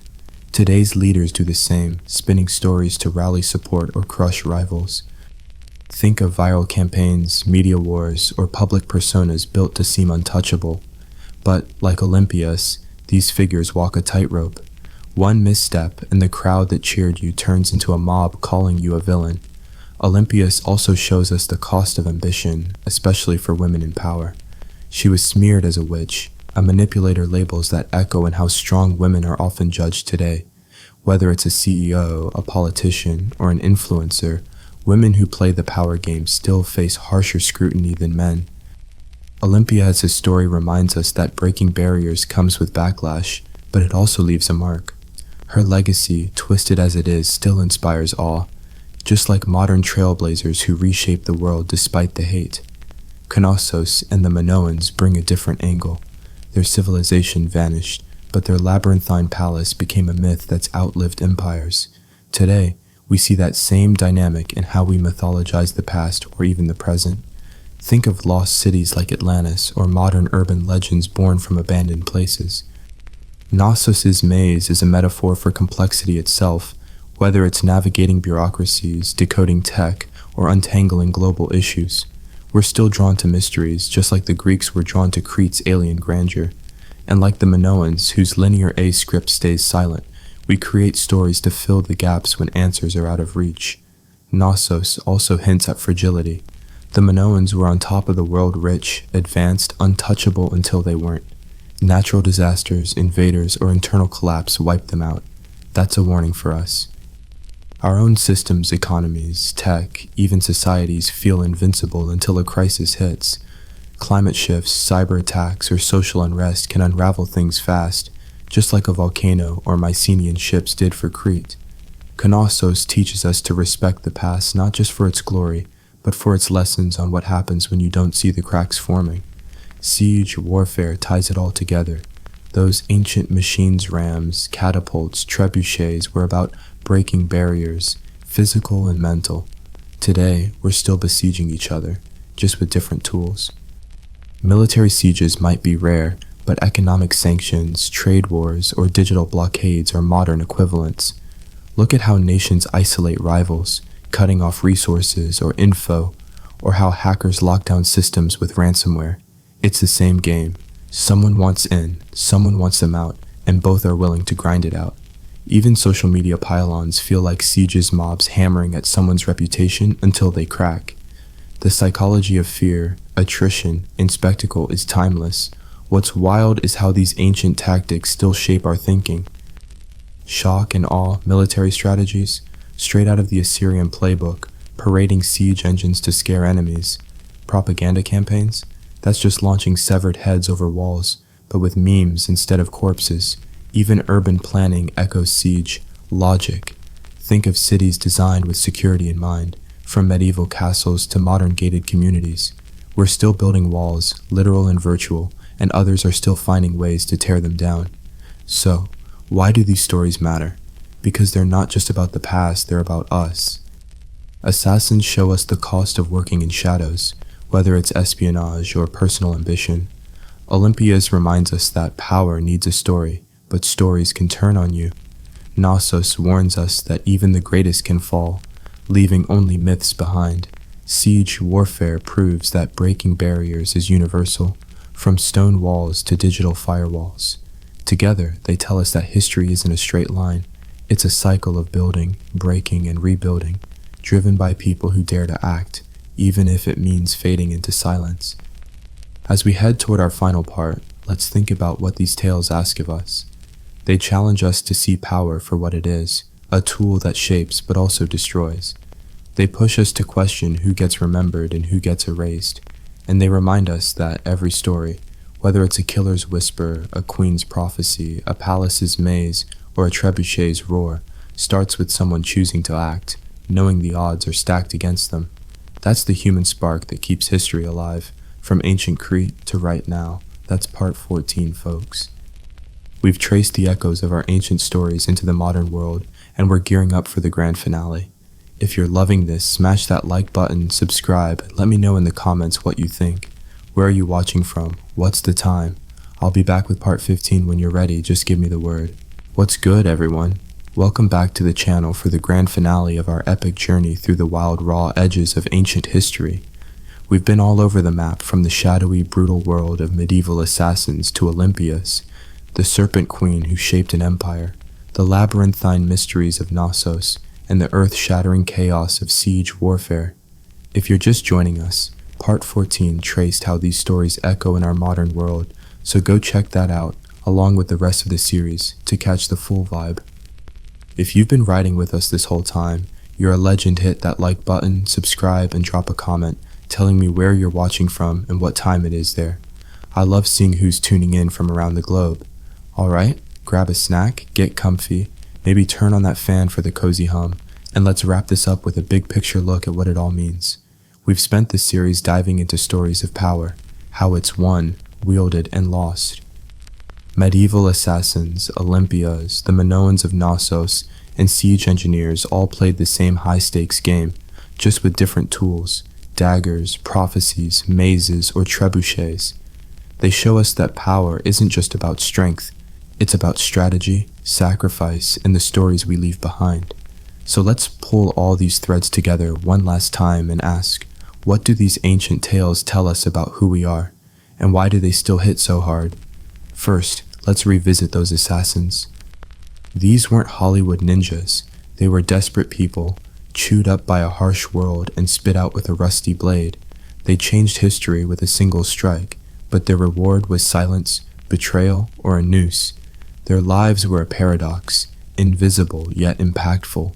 They remind us that the biggest changes often come from the shadows, from people who never get credit. Today we see that in whistleblowers, activists, or even everyday folks who shift the world quietly. Think of the coder exposing a scandal or the teacher inspiring a generation. Like assassins, they risk everything, knowing fame might never come. Their lesson: impact doesn't need a spotlight, but it always comes at a cost. Olympias takes that idea and cranks it up. She wasn't just Alexander's mom, she was his architect, using prophecy, fear, and blood to build his empire. She played a man's game in a man's world, outsmarting kings and generals, only to be smeared as a witch or erased as a footnote. Her story screams resilience. She didn't need a throne to rule, she had vision and guts. That's a vibe we see today in leaders, especially women, who break ceilings despite the hate. Think of pioneers in politics, business, or art who face backlash, but keep pushing. Olympias teaches us that power isn't given, it's taken, and the price is often your reputation. But those who pay it can change the world, even if history twists their name. Knossos and the Minoans hit a different note. Their palace was a masterpiece, their culture a marvel, yet they vanished, leaving only myths and unanswered questions.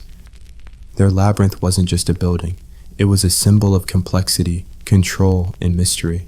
Today, we're still chasing that same mystery in our own labyrinths, whether it's unraveling tech, navigating global crises, or piecing together our past. The Minoans remind us that even the greatest can fall, but their ideas live on.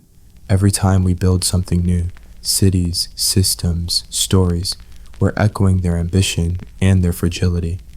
Knossos asks us to create boldly, but stay humble, because time doesn't care how great you are.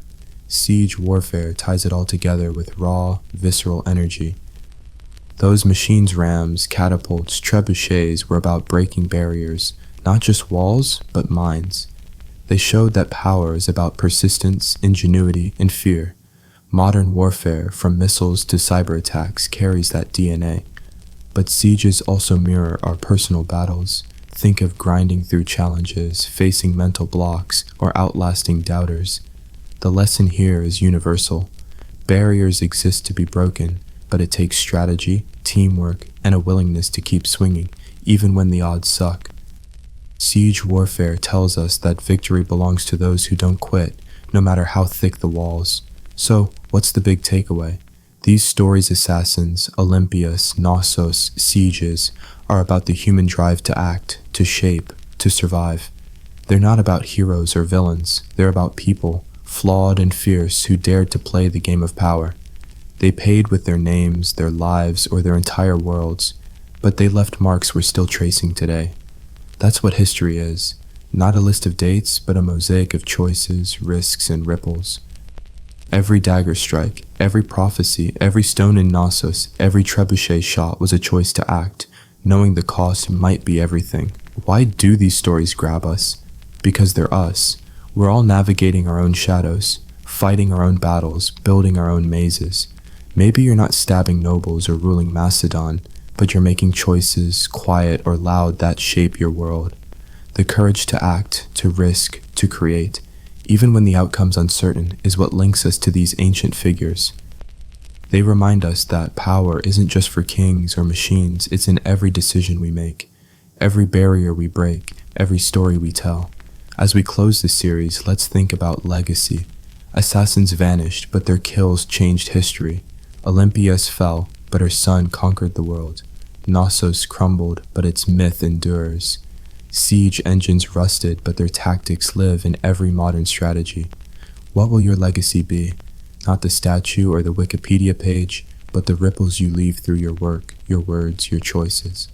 History doesn't care about fame, it cares about impact. And that's something we all have a shot at, whether we're in the shadows or the spotlight. Before we wrap, let's reflect on why we tell these stories. They're not just entertainment, they're warnings, inspirations, and mirrors. They warn us that power is a double-edged blade, cutting both ways. They inspire us to act even when the odds are grim, and they reflect our own struggles, showing us we're not so different from those who came before. So, keep asking questions, keep chasing mysteries, keep breaking barriers. That's how we honor the assassins, the queens, the builders, the breakers, not by copying them, but by living boldly in our own time. Alright, that's a wrap on our series, folks. We've traveled from medieval alleys to Macedonian palaces, Cretan mazes to ancient battlefields, and back to our own world. I hope you've loved this as much as I have. If you did, smash that like button one last time, subscribe if you haven't, and let me know in the comments. What was your favorite part? Where are you watching from? What's the time? And what do you want to explore next? I am already brainstorming new deep dives so your ideas could shape what's coming. Thanks for sticking with me through this wild ride. You're the real MVPs. Until next time, keep chasing history, keep telling stories, and keep being awesome. Peace out.